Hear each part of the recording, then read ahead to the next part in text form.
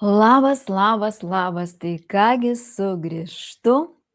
Esu Jurgita ir jeigu tu pirmą kartą mane klausai, tai tikrai kviečiu sekti mane. Taigi aš esu ir numerologė bei sakralinės geometrijos kūrėja. Sugrįžtu po kažkurio laiko, pabuvusi, patyrusi ir šiandien ateinu su tavimi pasidalinti ir pakalbėti, žinoma, apie moteriškumą, nes jis mano gyvenime šiandien labai yra svarbus ir noriu su tavimi pasidalinti. Ir prieš užbaigiant tuos kalendorinius vadinamus 2025 metus, viduje labai stipriai jaučiau, kad 2026 metai bus labai susiję su moteriškumu, nes pati energija dešimtuko kalba labai stipriai apie vyrišką energiją. Ir jeigu taip pažiūrėsime mes labai labai giliai, tai ateina ta era vadinama moters era, kai moteris nebebus vyriškos energijose, o moteris bus moteriškos energijose. Ir kaip tu manai, kaip visada aš gaunu iš visatos įvairiausius ženklus. Ir buvo visai nesenai iškritęs YouTube labai stiprus video įrašas, kur labai pasidalino tokia stipria informacija. Ir aš galvoju, bet tai kaip taip gali būti, kad mano širdis, siela, dvasia visą tai taip stipriai jaučia. Taigi, daugiau negu po 500 metų į mūsų žemę vėl pradeda sugrįžti, atsistatyti, harmonizuotis energijos. Ir energijos būtent moteriškos, nes tuo laikotarpiu lygiai taip pat buvo labai stiprus moters energijos, moters kultas, gal netgi sakyčiau. Ir visa tai iš tikrųjų labai jau ir matosi ir fiziniam lygmenyje, tai yra mūsų gyvenime. Ir man labai norisi šiandien pasidalinti apie tai, dar kartą galbūt ir tau priminti ir savo, kad moteris tai yra grožio įsikūnymas, juk per moterį ar ne per gamtą ateina ir ta harmonija. Taip, gamta būna ir moteris įvairiausias energijose ir normalu, ir jai gali būti ir rami, ir harmoninga, ar ne kaip tas ežeras upė, bet gali būti moteris kaip ta jūra, banguota ir labai labai tokia aktyvi, gal netgi sakyčiau, ar ne, bet jau iš moteriškosios pusės. Ir stebėdama aplinką, žiūrėdama, kuogi kvėpuoja moterys, ar ne, artimiausiame rate, iš tikrųjų pastebėjau, kad pradeda skleistis grožis. Ir tas grožis iš tikrųjų pradeda skleistis ne tiek, kiek iš išorės, bet labiausiai iš vidaus. Ir šiandien aš noriu apie tai ir pakalbėti su tavimi. Kągi aš turiu omenyje? Tai aš turiu omenyje, kad moteris pagaliau suprato, kad nereikia ieškoti iš išorės kažko, kad pripildyti save. Nes kol indas moters yra tuščias, nepripildytas, tai yra nesusitelkusi moteris į save, į savo vidinį pasaulį, jos aplinkoje didžiausias chaosas. Todėl netgi dalinausi savo Facebooko storiuose, kad jeigu moteris savo dėmesį sutelkia į aplinką, jinai pameta save kaip asmenybę ir atiduoda vyrui, bet kaip taisyklė, vyras nuo jos paima ir nusisuka. Tai reiškia pabėga, ar ne? Arba susiranda kažką tai kitą. Todėl, kad moteris neišlaiko tos ašies. Ir jeigu taip žiūrint iš gilios senovės, tai aišku, mes galim pažiūrėti į močiutes ir į promočiutes, pas ką yra dar ar negyvos. Tai viena, ką man irgi teko prisiliesti, tai turėjau kontaktą praeitais metais su moterimi, kuriai virš 90 metų, tai yra kaimynė, bet pasirodo tuo pačiu yra ir labai labai tolima giminaitė. Tai aš supratau vieną, kad moteriai labai svarbu tikėti savimi, neprarasti savo to tikėjimo, įsitikinimų ir tos vidinės ašies, dėl ko aš čia atėjau. Ar būti tarnaitė savo vyrui ir pataikauti, būti gera labai, ar gerbti save ir mylėti ir viską taip sudėlioti, kad pasaulis, tai yra visa aplinka, tau pasitarnautų. Ir daug labai yra vedlių mokytojų, kurios labai dalinasi, kai kurios labai giliai neria į tai. Ir ką aš pati pamačiau ir pajaučiau, kad labai svarbus dėmesys moteriai į savo antrąją čakrą. Nes antroje čakroje gyvena jos tikroji moteriškoji prigimtis. Na ir jeigu moteris yra išsekusi, pavargusi, tai reiškia, kad ten ir yra didžiausias disbalansas, disharmonija. Tai reiškia, moteris save atidavė kitiems, kad įtikti, kad patikti, kad būti gerai ir daug kitų programų. Ir kol moteris to nesupras, kol nesugrįš į save, kol nepradės mylėti savęs ir kol neišmoks išgirsti savo vidinio vedimo, tai yra širdies balso, jinai šitame gyvenime toliau negalės. Todėl moterys, kurios šiandien išgyvena skyrybas arba moterys, kurios turi labai stiprias vadinamas ar ne ligas, jos tik tai ir yra duotos tam sielai. Aišku, siela sutiko tai patirti, pasikartosiu, jeigu tu esi mačiusi mano prieš tai visus laivus, o jeigu ne, tai žinoma kviečiu pažiūrėti ir pasekti ir žinoma pasidalinti savo mintimis. Taigi labai svarbu moteriai grįžti į tą moterišką prigimtį. Ir aš kažkada netgi pagalvojau, bet kaip įdomi iš tikrųjų, šitame gyvenime tiek mūsų gyvenimas yra, ar ne, palengvintas vadinamais tais robotais, ar ne, tai pavyzdžiui, skalbimo mašina skalbia, indų plovykla, ar ne, plauna indus, ar ne, dabar robotai, kurie važinėja ir plauna grindis, surenka viską. Bet moteris yra vis tiek išsekusi, pavargusi ir dar kas įdomiausia, kad turbūt ir tu patvirtinsi arba tavo draugės tą sako, aš neturiu laiko, kada pailsėti, man visur reikia lėkti. Tai va čia ir yra momentas, kai moteris nesupranta, kad pirmoje vietoje jinai turi būti, kad jinai pirmą turi rūpinti savimi, tik paskui visais kitais šeimos nariais. Ir turbūt tau atrodys ir sakysi, o tai kaip čia egoistiška, kaip taip gali būti, koks ego. Jeigu tu tai darai iš tos energijos per meilę sau ir pagarbą kitam žmogui, nepažeminant jo, nesutrepiant, neįžeidžiant, su pagarba, ar ne, vėl pakartosiu, tai ir nėra ego. Nes ego, kai yra, ego veikia per prizmę, aš tau parodysiu, su trenksmais, su kova, su, nežinau, pykčiais, agresija, šauksmais, žodžių nežiūrint vartojimų, kokiu ir visa kita. O beje, apie žodžius ir apie moters balsą, ką noriu pasakyti tau. Tai moters balse yra visa galia. Ir jeigu ta moteris, kuri kalba negražiai, kuri smerkia visus aplink save, jinai nieko nesmerkia išskyrus save.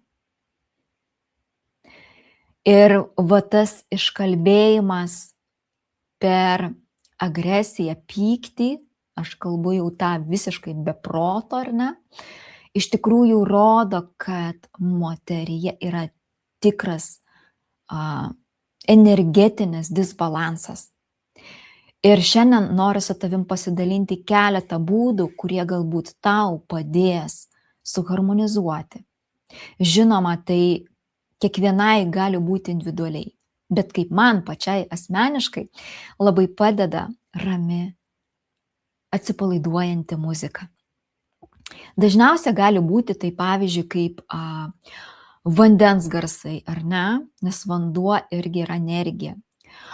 Lietus, pavyzdžiui, irgi yra energetiniam lygmenyje, lietus, tai yra tavo energetinio lauko valymas. Turiu omeny ne pakliuvimas po lietumi, o tiesiog girdėjimas to skambesio. Toliau gali būti kažkokie tai aukštų vibracijų, tam tikrų įrankių ar ne skambesiai. Aš manau, kad keletą tau paliksi nuorodų apačioje ir mielai pasidalink, ar tu tą darai, ar tau pavyksta paklausyti nors 15 minučių ryte ar 15 minučių vakare, ar ne, būtent tokios ramios muzikos. Aišku, geriausias yra pats geriausias variantas, ką aš dabar visiems rekomenduoju, nes pati tuo gyvenu, tai yra tyla. Tyla, buvimas su savimi. Kai protas nurimsta ir ateina vidinios, gilios mintys, kai tu gali savo sąmoniai užduoti klausimus ir iškart gauti atsakymus ir netgi visatos patvirtinimo ženklus. Taigi grįžtant prie moters balso ir tos galios. Jeigu tavo balse yra daug ar ne ir susiję iššūkių su sveikata balso, tai žinok, kad tau kalba apie tai, kad tu turi atkreipti dėmesį, kaip tu kalbi, koks tonas tavo, ką tu sakai. Netgi tikrai nerekomenduojama nutylėti tiesos, ją išsakyti, bet kalbėti va toj harmonijai, toj ramybei, kad ir pačiai, ar ne, būtų lengviau toliau keliauti ir žinoma tam žmogui, nes paleistas balsas, energija, jinai keliauja į tavo energetinį lauką. Taip, yra būdų, kaip galima ištrinti, taip yra galima atšaukti, bet yra ir būdų, kai tu gali apie tai net nepagalvoti, nes tai vyksta automatiškai ir jau po to per vėlu. Tai reiškia vyksta kaip atspindys tavo gyvenime. Tai va, tai kiti labai labai svarbus dalykai, be tylos ir be muzikos ir gražaus kalbėjimo. Žinoma, moteris gali sau suteikti atsipalaidavimo kūnui, nes kūnas šitoje materijoje yra labai svarbus. Ir jeigu kūnas yra pavargęs, jeigu yra daug įtampos, jeigu yra daug nuovargio, daug tempimo, ar ne, vat moteris ką mėgsta daryti, tai prisiimti atsakomybę ir viską tempti, o jeigu mes pažiūrėsim tą tikrąją moterišką prigimtį, moteris nieko netempia. Jie rūpinasi, vyriškas pradas. Ir kad tas vyriškas pradas būtų šalia ir teisingas, reikia savyje susijungti su savo tuo vadinamu sielos dvyniu, vyriškąją energiją, nes tik susijungus su ją pradeda skleistis tikroji moteriškoji prigimtis. Ir tai man parodė praeitieji metai, kaip aš buvau didelioj tokiam grupiniam užsiėmime ir supratau, kad aš nebuvau susijungusi su savo vyriškąja prigimtimi, kuri, kad vyktų viskas harmoninga kaip mano moters pasaulyje ir aš būčiau kitokia, visą tai man reikėjo praeiti. Ir tu turbūt dabar klausi, kaip man tą padaryti. Tai aš tau turiu tokią žinutę, labai kol kas trumpą. Sausio antroje pusėje aš pajaučiau, kad labai noriu pravesti pagal 8 archetipus apie dievišką moterį. Ir tame kurse bus mano sukurta, parinkta, atitinkama medžiaga pagal 8 archetipus arba kitaip sakant 8 čakras. Tai čia kol kas toks mini užsiminimas, bet grįžkim prie moteriškumo. Taigi, jeigu tau šiandien finansai neleidžia ir tu negali nueiti savo į prabangų masažą, ar ne, kur moterys daro kažkokiuose salonuose, ar ne, tai visada tu gali ką paprašyti savo artimo žmogaus, kuris yra šalia. Jeigu nėra, tai žinoma, tada galbūt namuose labai padeda atsipalaiduoti ir sugerti visą nuovargį vanduo, tai yra panirimas į vonę ir prisipilti druskos, sodos arba specialios, dabar užkrito pavadinimas, bet yra speciali druska, kuris sugeria energiją. Jeigu paprastą imsim namų druską, tai kilogramas, ant kilogramo sodos arba pusę kilogramo galima ant pusę pabandyti. Iškart nedaryti tokių didelių, ar ne, pažiūrėti, kaip kūnas reaguoja, nes sodoje ir druskoje yra labai stiprių tų ingredientų, vadinkim, kurie su vandens pagalba išvalo visą kūną, nes tada išėjus po 15-20 minučių tokio ramaus ir tylaus pabuvimo su savimi. Aišku, galima užsidegti ir žvakę, smilkalą, prisiberti, jeigu yra galimybė, kaip ta Kleopatra, pieno, įsidėti medaus, galbūt išgerti puodelį arbatos, arba pasitepti aliejais, arba įsilašinti dar kažkokį kvapą. Pavyzdžiui, aš mėgstu labai levandų, kuris irgi taip pat labai stipriai susijęs su moteriška prigimtimi ir su būtent mamos priėmimo. Tai būtent tai ir labai padės tau atsipalaiduoti. Kada yra moteris pailsėjusi, jinai gali gyvenime daugiau visko pritraukti. Jos gyvenime ateina daugiau sėkmingų situacijų. Ir kai jinai atsiranda savo tikėjime, tai yra savo vidumi, ir žino, kad jos gyvenime, kaip ta upė, ar ne, teka lengvai, paprastai, reiškia, jinai pasitikė aplinka, jinai žino, kad Dievas jie pasirūpins, o sistemoje visoje yra taip ir sukurta, kad jeigu tau atrodo, kad tu bijai išeiti iš darbo ir negalėsi užsiimti savo mylimą veiklą ar mylimų hobių, tai aš tau galiu pasakyti, yra didžiausia klaida, Dievas tau duos daug bonus už tai, kad tu išeisi, nes tu pasiryši tą padaryti. Taip, galbūt pradžiai neįvyks, kad tu milijoną gali gauti ir ne sąskaito pinigų, ateis po truputį tie pinigai, bet bus momentas, kai tu tai, ką tu darysi, tai nuo to kvepuosi. Dabar, kaip tik atėjo toks prisiminimas, kai lankausi vienoje tokioje nuostabioje parduotuvėje akmenėlių ir iš tikrųjų paskutinį kartą apsilankydama labai stipriai pajaučiau. Tai yra moteris, kurie pardavinėja akmenėlius, pati kuria labai daug papuošalų ir pas ją gali ir kiti ten žmonės, ar ne, savo rankų darbų įvairius parduoti dalykus, tai ir iš keramikos, ir šalikai yra, ten turbūt siūna, veža, nežinau. Nesmė. Esmė tame, kad kai moteris užsijama savo mylimą veiklą, tu eini į parduotuvę ir matai jos veidę šypseną.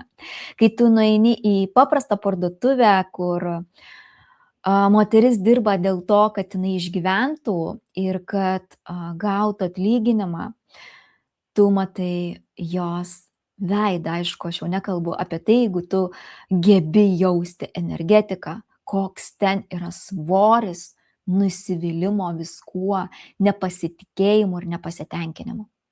Ir šiandien būsi gal tokia griežtoka, bet noriu tave tuo pačiu ir padrąsinti. Niekas, nei tėvai, nei proseneliai, niekas nėra atsakingi už tavo šios dienos pasirinktą pasirinkimą. Kalbu jau iš tokio didesnio matymo ar savo suvokimų, todėl kad, tam tikrose gyvenimo lygmenyse, lipant ant skirtingų laiptelių, mus kažkaip vienaip ar taip suskirsto ir sako, ar ne, tu geras, tu blogas. Šiandien žiūrint iš šiandieninio taško, kur aš esu, aš suprantu, kad viskas yra tobula.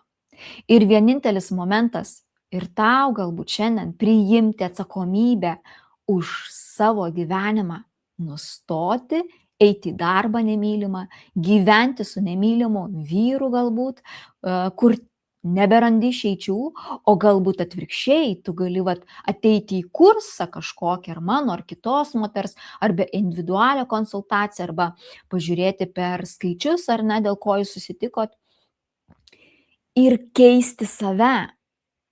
Ne kitą kaltinti, neieškoti kaltų, o pažiūrėti į save. Ir čia yra pats didžiausias šių gyvenimų, šitų dešimtmečių bus, turbūt netgi šimtmečių, kol žmonės pilnai evoliucionuos, pamatyti savo tikruosius šešėlius. Praplėsiu plačiau, apie ką aš kalbu, nes žmonės nelabai supranta, gal ir tu šiandien mane klausai ir nelabai supranti, apie ką aš kalbu. Mes ateiname į šį kūną kaip į avatarą. Beje, rekomenduoju pažiūrėti visus Avataro filmus, ten labai viskas gražiai parodyta. Labai su gilia prasme ir užslėptais dalykais, bet irgi parodyta per stichijas, nes moteris ir yra ta stichija, ugnis, ir oras, ir vanduo, ar ne? Ir kas dar dabar man ateina.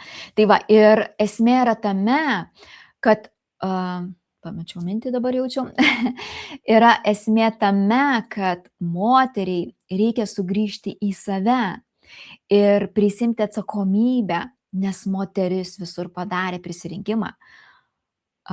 Juk tu pasirinkai, su kokiu vyru tuoksiesi, juk tu pasirinkai pagimdyti jam ir savo vaikus, juk tu sutikai sukurti šeimą todėl, kad nori, kad plėstųsi ta šeima. Juk tu sutikai vaikščioti į tą darbą galbūt ir gauti 2000 eurų, bet tu viduje jauti, kad tu gali per mėnesį gauti ir virš 10 000 eurų, nes turi gyslelę, pavyzdžiui, kaip verslo. Ir beje, 2026 metais yra 10-tukas, tai yra sėkmės fortūna, kuri lygiai taip pat sako, prisiimk atsakomybę, gana kaltinti kitus, arba laukti, kol tau ateis kažkas ir pasakys, tu turi pakeisti darbą, tu turi pakeisti tą. Tu turi pats arba pati pajausti. Lygiai tas pats tinka ir vyrams. Ir čia rodo apie tuos šešėlius, nepabaigiau, minties dabar atėjo prisiminimas, apie tuos šešėlius. Čia ir sakoma, kad pamatyk savo šešėlius, o tai reiškia, kad kai tu ateini į žemę, ar ne, ateini į avatarą, į savo kūną, apsirengi, kitaip sakant, šitą aprangą, kuri atrodo šiandien tokia, kokia jinai yra, kai tu pažiūri veidrodį, tu ir matai, ar ne, kokias akys, plaukai, tavo formos visos kūno ir taip toliau. Ir ateidama, tu atsineši visų patirčių, tą glėbį, kurį tu išgyvenai iki šio gyvenimo, aišku, ir vyksta dar šitame gyvenime ir visur yra kaip antspaudai. Ne veltui sako, kad žmogus yra kaip kempinė, jis sugeria viską, tiek gražaus, tiek ir labai daug iššaukiančio. Ir viskas yra su tuo gerai. Bet dabar ateina ta era, tas momentas, kai moterys turi suprasti, kad tik nuo jų viskas pradeda pasaulyje keistis. Kodėl? Todėl, kad iš moters gimsta vyrai. Juk moterys pagimdo sūnus, ar ne? Kaip ir iš gamtos užauga vaisiai, daržovės ir visa kita. Taigi moteris prisiema atsakomybę. Ir čia yra turbūt tas nelengviausias dalykas suvokti, kad viską, ką tu matai aplink save, tai matai savo veidrodį. Kaip tu atsistoji prieš veidrodį ir matai savo kūną, tai lygiai taip pat iš tavo to vidinio pasaulio prieš tave stovi tavo visas vidus ir tie visi vadinami žmonės, kurie tau rodo, ką tau reikia priimti, pripažinti, transformuoti, atleisti ir įsileisti meilę į savo gyvenimą. Toliau šitoje nuostabioje, gražioje, tyroje žemėje gyventi nebus įmanoma, kol neįsileisi meilės, džiaugsmo, kol nesuprasi, kad nieko nėra apart tavęs kaip tavo veidrodinio atspindžio. Aš turbūt pasikartosiu ir labai geras filmas yra pasaka netgi Alisa stebuklų šalyje. Rekomenduoju tau būtinai peržiūrėti. Ten atskleista mažos mergaitės kelionė į save. Ir mano akimis, kai aš žiūrėjau beje tik vieną kartą, tikrai manau reikės peržiūrėti ir dar kartą. Mano akimis, YouTube beje yra, tikrai gali susirasti, rusų kalba tikrai yra, manau, ir anglų irgi lygiai taip pat bus. Mano akimis žiūrint, labai svarbu suvokti, kad atėjai evoliucionuoti, kad tu niekada negali sustoti ir būti tame momente, kai tu gimėjai, kai tau 5 metai. Taip, yra patirtis, kai tavo energija užstringa, kūnas auga, bet sąmonė lieka ta pati kaip to mažo vaiko, nes tau reikėjo užstrigti todėl, kad vieną dieną per kažkokią situaciją gyvenimišką labai pilną iššūkių ateitum iki to momento ir sužinotum, kad reikia sugrįžti į savo vaikystę ir su specialisto mano pagalba, vedliu, paleisti tą programą, kuri vis dar yra aktyvi. Ir tada leisti plėstis sąmoniai. Nes kai sąmonė plečiasi, keičiasi mąstymas, keičiasi kalbėjimas, keičiasi žmogaus suvokimas apie visą pasaulį. Taip, ir tai yra baisu pažiūrėti ir prisiminti, nes sąmonė ir protas viską taip užslepia, kad atrodo, mano vaikystėje tai viskas buvo gražu. Tačiau neriant į tuos patyrimus tikrai verta. Labai svarbu ir pasitikėjimas savimi. Ir moteris, kuri nepasitikė savimi, o tai reiškia turi žemą savivertę, o jinai, žinoma, ateina vėlgi iš vaikystės ir vėl pasikartosiu, gali būti ir tų kitų gyvenimų patirčių. Visa tai neleidžia jai pasiekti savo svajonę, nes jinai visada galvoja, kad jai nepavyks. Ir kai jinai galvoja, kaip taisyklė ateina situacija, įvykis, žmogus, kuris tą patį patvirtina, bet tik tai todėl, kad tu pati savo šitam vidiniam pasaulį tai pati savo sukūrei ir iš aplinkos visada gauni lygiai tokį pat patvirtinimą. Paeksperimentuok. Pavyzdžiui, vieną dieną savo rašyk į dienoraštį, nežinau, iš širdies išsakyk, aš pasitikiu savimi, aš myliu visatą, aš priimu viską, aš galiu viską.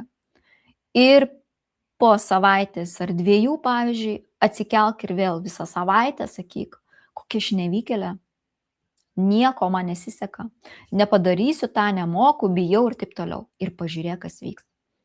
Ir aš tau galiu pasakyti 100%, tu pamatysi tą skirtumą. Kad neteina žmonės tau specialiai pasakyti, kad tu kvaila ar kokia dar kažkokia. Ne jie yra kalti, o tu savo mintyse, žodžiuose, o dar jeigu užrašysi, nes ranka irgi labai svarbu užrašymas, atspindi tavo pasaulį. Jeigu tu nueisi pas laimingą, pilną, prisipildžiusią, sėkmingą, gausoje, prabangoje, pabrėšiu, gyvenančią dvasiškai išsiplėtusią moterį, tu ten tokių dalykų kaip nuvertinimas savęs, net jeigu jai ir nepasiseks, jos antiek visa programa aktyvi yra tai, kad jinai net savo nesėkmėje, jinai visada save matys kaip sėkmę ir supras, kad tai galima padaryti dar geriau. Nepeikti, nekritikuoti, o priimti ir padaryti dar geriau. Taigi, jeigu tu vis dar klausai iki šios minutės, labai tau dėkoju, kad tu mane seki, kad žinoma pažymėsi laiką, kad, kaip ten sako, algoritmai pasiektų daugiau moterų ir šis video būtų kodinis raktas tau į galbūt ieškomus atsakymus. Nes tikrai jaučiu, kad čia tu rasi savo tai, ko tu ieškojai. Ir kaip ten sako, nieko nebūna šiaip savo. Šis video irgi papuolė tau tinkamu laiku, tinkamoj vietoj, nežiūrint kada, ar ne, buvo būtent, ar ne, paleistas. Taigi, kalbant apie moteriškumą ir apie energijas paminėsiu, ar ne? Taigi, tokias labai vyriškas energijas paminėsiu, kas turi savo gimimo datoj. Tai pavyzdžiui, ketvirtą arba balandis, septintuką arba Liepos mėnesį, aštuntuką rugpjūčio mėnesį. Taip, toliau 11 arba lapkritį, kas gimė, jos irgi labai tokios stiprios.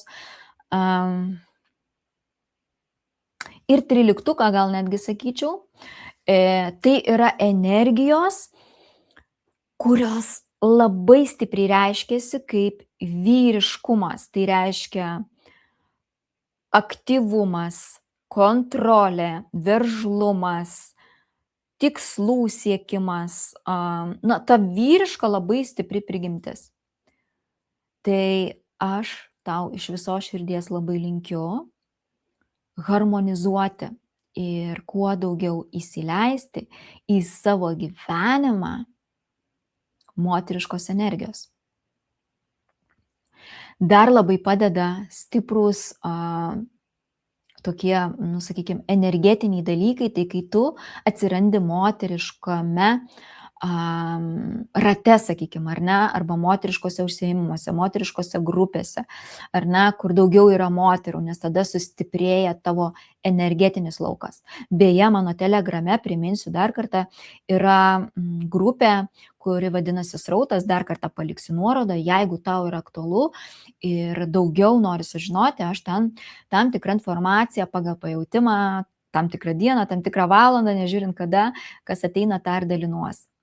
Tai va, ir labai svarbu, aišku, ką vieną irgi pati pastebėjau, kad kai pati buvau labai tokia vyriška dar, nors irgi jau į moteriškus ratus, nuėjusi vis tiek jausdavau, kad moterys labai griežtos, labai atsakingos, labai materialistės, tokių tikslų didelių siekėjos. Atvirkščiai, moteris gali neturėti tikslo, jai tiesiog savaime dėliojasi, nes jinai yra kaip ta gamta, ar ne, kaip tos visos stichijos.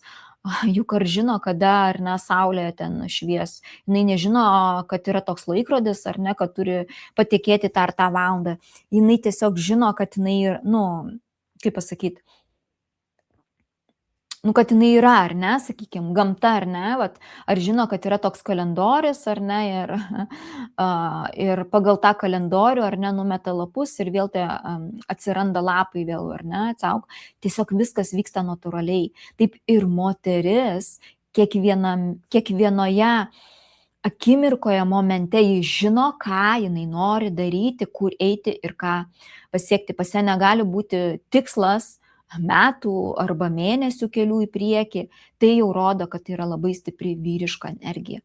Moteris daro momente čia ir dabar.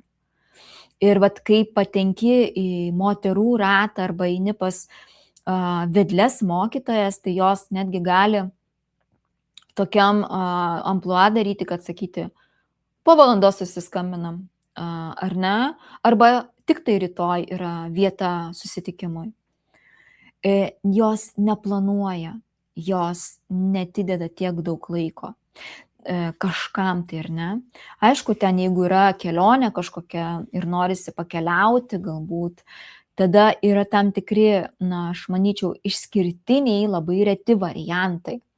Bet ir tai, ką pastebėjau, kai tu net ir mėnesio bėgyje gali savo susiplanuoti kelionę, tiesiog viskas taip nuostabiai susidėlioja, nes kai tu planuoji labai iš anksto, gali būti labai irgi tam tikrų trukdžių. Tai va, ir pabaigai šiandien aš noriu pasidalinti viena labai labai stipria praktika, todėl kad mane ištiko patirtis visai nesenai ir šitą praktiką aš sužinojau ir jau taikau, net dabar, žinokit, galvoju, gal kokie 3-4 metai. Aišku, išskirtiniais momentais, labai retai, bet tikrai. Tai kažkur perskaičiau, kad mes kiekvieną sielą turim savo šviesos komandą. Ir skaičiai, kuriuos aš dabar paminėsiu, tu 3 kartus pirmiausia, jeigu tai darysi pirmą kartą, gali tarti garsiai. Jeigu paskui tu tą komandą kviesiesi savo į pagalbą nesėkmių atžvilgiu, tai tada tą gali daryti mintyse ir veikia labai labai greitai. Taigi, pavyzdžiui, sakai, aš kviečiu komandą 12-21, aš kviečiu komandą 12-21, aš kviečiu komandą 12-21. Su meile dėkoju iš anksto ir žinau, kad dabar išspręsi mano esamą šitą situaciją ir įvardini, kokios pagalbos tu prašai šitos komandos. Tai yra tavo, aš kitaip pavadinsiu, tavo angelai sargai, kurie tau padeda, kažkokioj labai nefainoj situacijai. Vat netgi kamštyje, pavyzdžiui, tu ar nenori važiuoti greičiau, nes tu susitari kažkur ar nenuvykti ir kaip kažkodėl, ar ne, tau neleidžia gyvenimas būti laiku ir matai, kad tikrai tas laikrodis tiksi. Tai va, ir kai tu paprašai, yra vienintelis dar momentas svarbus.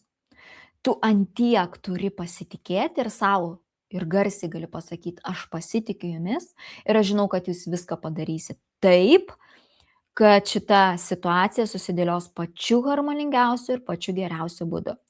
Gali būti taip, gal jūs ir nuvyksit vėliau, bet pasirodo susitikimas buvo atidėtas. Kaip pavyzdys, ar ne, pusvalandžiui, ir jūs kaip tik tuo metu ir įeinat. Arba kažkaip kitaip susidėlios situacija ir jūs, nežinau, arba tu, ar ne, nuvyksit anksčiau, ar ne, ir ten viskas susidėlios tobulai taip, kaip turi būti, nors atrodė, kad, neįmanoma. Tai va, ir šitas būdas, šita praktika tikrai, manau, tau padės.